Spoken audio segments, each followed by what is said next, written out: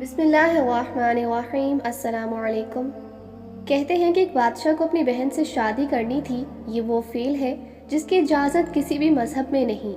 بادشاہ نے اپنے مشیروں سے مشورہ کیا۔ ایک شیطان صفت مشیر نے مشورہ دیا کہ کوئی بھی بڑا دھماکہ فوری طور پر نہیں کیا جاتا، پہلے اس کے لیے زمین نرم کی جاتی ہے، عوام کو پہلے ہلکی ہلکی بغیرتی کا عادی بنایا جاتا ہے، پھر جب رب کے قانون کی صریحاً خلاف ورزی کی جاتی ہے تو عوامی رد عمل انتہائی معمولی ہوتا ہے، بلکہ کبھی کبھی تو ہوتا بھی نہیں۔ اس کی مثال آج کل کے دور میں یہ ہے کہ پہلے میڈیا کے ذریعے مزاح کے نام پہ ایک مرد کو ساڑی پہنا کر سج سنوار کر بٹھایا گیا، پھر اس کے بعد آہستہ آہستہ ہر دوسرے ڈرامے میں ایک مرد لہرا کر بل کھاتا ہوا نظر آیا۔ عوام نے اسے مزاح کا ایک انداز سمجھا۔ اب اگر روزمرہ کی زندگی میں بھی کوئی ایسا کرتا نظر آتا ہے تو ہم اسے ٹھنڈے پیٹوں برداشت کرتے ہیں۔ پہلے یہ قانون ایک بل کی شکل میں 8 مارچ 2018 کو سینیٹ آف پاکستان نے منظور کیا، جسے 4 سینیٹروں روبینہ خالد، روبینہ عرفان، کلثوم پروین اور سینیٹر مسٹر کریم احمد خواجہ نے پیش کیا تھا۔ ہر قانون کی طرح بظاہر یہ بل بھی تحفظ حقوق کے نام پر پیش کیا گیا، لیکن اس کے پیچھے LGBT نامی عالمی تنظیم کا ایجنڈا ہے۔ یاد رہے کہ فضا بنانے کے لیے LGBT پروگرام کے زیر اثر NGOs نے چند سال پہلے تنظیم اتحاد امت کے زیر انتظام بعض علماء سے یہ فتویٰ حاصل کیا تھا۔ ایسے خواجہ سراؤں کے ساتھ کہ جن میں مردانہ علامات پائی جاتی ہیں عام عورتیں، اور ایسے خواجہ سراؤں کے ساتھ جن میں نسوانی علامات پائی جاتی ہیں عام مرد نکاح کر سکتے ہیں، اور ایسے خواجہ سرا کہ جن میں مرد و زن دونوں علامتیں پائی جاتی ہیں انہیں شریعت میں خنثی مشکل کہا جاتا ہے۔ اس کے ساتھ کسی مرد و زن کا نکاح جائز نہیں ہے۔ پھر یہ کہ خواجہ سراؤں کا جائیداد میں حصہ مقرر ہے۔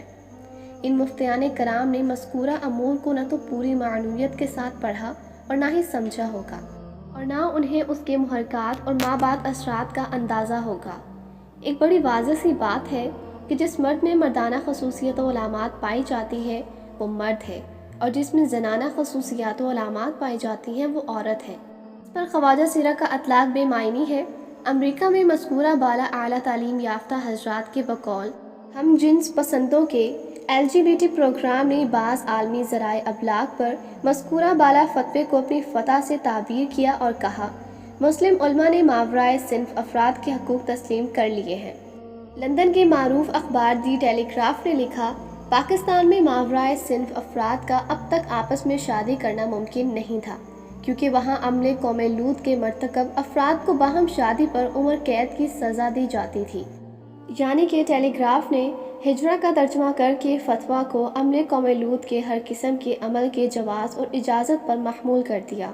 پیدائشی طور پر جنسی اعضاء یا علامات کے اعتبار سے مرد یا عورت کی مکمل صفات رکھتے ہیں، مگر بعد میں کسی مرحلے پر مرد اپنے آپ کو عورت اور عورت اپنے آپ کو مرد بنانے کی خواہش میں ان جیسے عادات و اطوار اور لباس اختیار کر لیتے ہیں، اور پھر تبدیلی کے لیے ڈاکٹروں کی مدد بھی حاصل کرتے ہیں۔ موجودہ زمانے میں تو ڈاکٹر مرد کو عورت کے اور عورت کو مرد کے ہارمونز بھی کچھ عرصے کے لیے استعمال کراتے ہیں۔ کچھ مزید آگے بڑھ کر پلاسٹک سرجری سے نسوانی ساخت تک بناتے ہیں۔ اسی طرح مردانہ ہارمونز کے ذریعے عورت کی جسمانی ساخت و خصوصیات میں تبدیلیاں رونما ہو جاتی ہیں۔ اس سے نہ تو مرد میں عورت کی پوری استطاعت پیدا ہوتی ہے، نہ کہ ان کے ہاں بچے پیدا ہونے لگے، اور نہ عورت میں مرد کی سی صلاحیت پیدا ہوتی ہے۔ اسی فعل کو قرآن کریم نے تغیر خلق سے تعبیر کیا ہے۔ جب ازراہ تکبر و حسد ابلیس نے آدم علیہ السلام کو سجدہ کرنے سے انکار کر دیا، اللہ تعالیٰ نے اسے راندہ درگاہ کرتے ہوئے فرمایا تو جنت سے نکل جا، بے شک تو راندہ درگاہ ہے اور بے شک تجھ پر قیامت تک لعنت ہے۔ شیطان نے قسم کھاتے ہوئے کہا میں تیرے بندوں میں سے ایک معین حصہ ضرور لوں گا، ان کو لازماً گمراہ کروں گا، ان کو ضرور جھوٹی آرزوؤں کے جال میں پھنساؤں گا، انہیں ضرور حکم دوں گا تو وہ چوپایوں کے کان کاٹیں گے، اور انہیں لازماً حکم دوں گا تو وہ اللہ کی بنائی ہوئی ایک ساخت کو بگاڑ دیں گے۔ اللہ تعالیٰ نے فرمایا اے لوگو، اپنے آپ کو اللہ کی بنائی ہوئی اس خلقت پر قائم رکھو جس پر اللہ نے لوگوں کو پیدا کیا ہے۔ اللہ کی خلقت میں کوئی تبدیلی نہیں ہوگی۔ پھر اسی بات کو حدیث پاک میں بیان کیا گیا ہے ہر بچہ دین فطرت پر پیدا ہوتا ہے۔ قدرتی طور پر کسی کا مخنث یا ہجرہ پیدا ہونا اس فرد کا ذاتی عیب نہیں ہے۔ اسی بنا پر نہ اسے حقیر سمجھنا چاہیے اور نہ ہی اسے ملامت کرنا چاہیے، کیونکہ ملامت کا جواز اس نار و افعل پر ہوتا ہے کہ جس کا ارتکاب کوئی اپنے اختیار سے کرے اور جسے ترک کرنے پر اسے پوری قدرت حاصل ہو۔ اللہ تعالیٰ نے فرمایا، اللہ کسی متنفس کو اس کی طاقت سے بڑھ کر تکلیف نہیں دیتا، اس کے لیے اپنے کیے ہوئے ہر نیک عمل کی جزا ہے اور ہر برے عمل کی سزا ہے۔ سینٹ نے ماروے صنف کے حقوق کے بارے میں بل پاس کیا، پھر مئی 2018 میں اسے قومی اسمبلی نے منظور کر کے صدر پاکستان ممنون حسین صاحب کو بھیج دیا، جنہوں نے 18 مئی 2018 کو دستخط کر کے ایکٹ بنا دیا۔ مغرب میں LGBT پروگرام اس قانون کو اپنے من پسند موقف کی تائید میں استعمال کر رہا ہے۔ تحفظ حقوق ماورائے صنف قانون میں شرارت موجود ہے۔ دفعہ 3 میں کہا گیا ہے، ایک ماورائے صنف ہستی کو یہ حق حاصل ہوگا کہ اسے اس کے اپنے خیال یا گمان یا زعم کے مطابق خواجہ سرا تسلیم کیا جائے، یعنی اس سے قطع نظر کہ وہ پیدائشی طور پر مردانہ خصوصیات کا حامل تھا یا زنانہ علامات کا، وہ اپنے بارے میں جیسا گمان کرے یا وہ جیسا بننا چاہے، اس کے اس دعوے کو تسلیم کرنا پڑے گا۔ پھر ذیلی سیکشن 2 میں کہا گیا ہے کہ ناظرہ سمیت تمام سرکاری محکموں کو اس کے دعوے کے مطابق اسے مرد یا عورت تسلیم کرنا ہوگا۔ وہ اپنی طے کردہ جنس کے مطابق اسے ناظرہ سے قومی شناختی card, driving licence, children registration certificate وغیرہ کے حصول میں کوئی رکاوٹ نہیں ڈالی جائے گی۔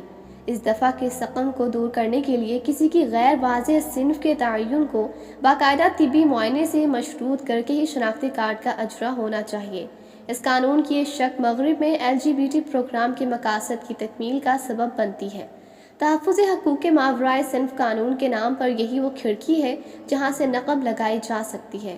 ہمیں غالباً یقین ہے کہ جن سینیٹروں نے یہ بل سینٹ میں پیش کیا تھا، انہیں بھی اس کے نتائج اور بنیادوں میں نصب بارود کا علم نہیں ہوگا۔ اصولی طور پر تو کسی شخص کی پیدائش کے وقت جنسی اعتبار سے جو علامات ظاہر ہوں، انہی کے مطابق ان کا جنسی تشخص مقرر کیا جانا چاہیے۔ لیکن اگر کسی کا دعویٰ ہو کہ بعد میں فطری ارتقاء کے طور پر کسی کے جنس میں تغیر آ گیا ہے، تو اس کا فیصلہ طبی معائنے سے ہونا چاہیے، نہ کہ اسے کسی شخص کے ذاتی خیال یا گمان یا خواہش پر چھوڑ دیا جائے، جیسا کہ اس قانون میں کہا گیا ہے۔ اور یہی عالمی سطح پر LGBT پروگرام کا ایجنڈا ہے اور اسے مغرب میں پذیرائی مل رہی ہے۔ اسلامی تعلیمات، ہماری تہذیبی روایات اور معاشرتی اقتدار میں بھی اس کی گنجائش نہیں ہے۔ اس لیے پرامن طریقے سے ان چیزوں کے بارے میں معاشرے کو بیدار کرنا اور انہیں روکنا ہر مسلمان اور پاکستانی کی ذمہ داری ہے۔ خاص طور پر ارکان پارلیمنٹ پر اس کی بھاری ذمہ داری عائد ہوتی ہے۔ لیکن المیہ یہ ہے کہ بیشتر ارکان پارلیمنٹ اپنی پارٹی کی ہدایات کے پابند ہوتے ہیں، اور یا پھر وہ قانونی مسودوں کے اسرار رموز کو جاننے کی صلاحیت ہی نہیں رکھتے۔